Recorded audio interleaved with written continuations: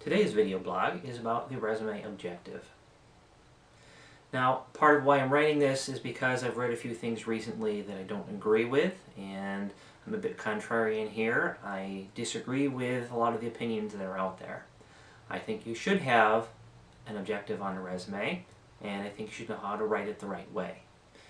Before I get into that, I'd like to talk a little bit about some of the things that I've read recently and kind of dispel some of these myths and ideas that are out there.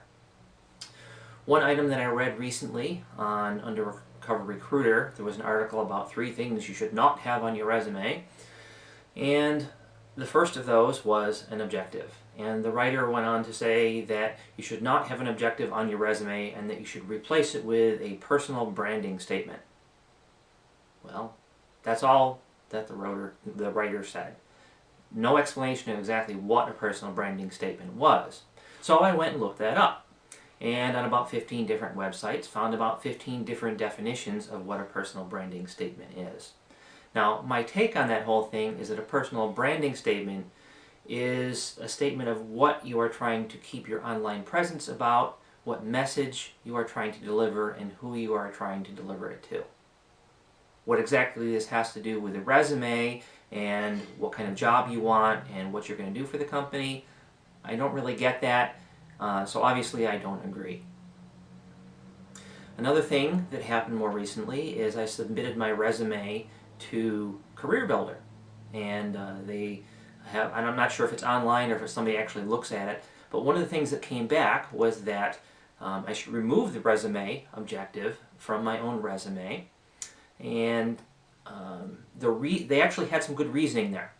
And the reasoning was that resume objectives tend to be about what you want, or I want in this case, and not about what you're doing for the company. Now that is really good data. That points us in the right direction of what we really need to do with a resume objective. So here are my ideas on what a resume objective should contain. 2 things, 1 sentence. Part 1, first half of the sentence, should say what it is that you are looking for. In a short word or phrase, I'm looking for a job in talent management. I'm looking for a job as a staffing consultant. Part 2, what is it that you do over and above everybody else? What is great about you? Why is it that the company should hire you? And you should put this in the second half of a sentence. The entire objective should be no more than 1 sentence. Now, why is this? Because all the stories you hear about how much time recruiters spend on resume, they're true. Now, granted, some stories say that you have 3 seconds, 5 seconds, 15 seconds, 20 seconds. But the point is, the resume is going to be in front of the recruiter with about 100 other resumes, possibly. And the recruiter needs to go through them and put them into the yes or no pile. So you need to, in a very short time, give the recruiter an idea of what is it that you want and why is it they should put your resume in the yes pile. So the first piece of that is having a good objective. Make it simple for the recruiter. Now, as a consultant, I've been on the outside, I've been on the inside working with companies, and I feel the same way.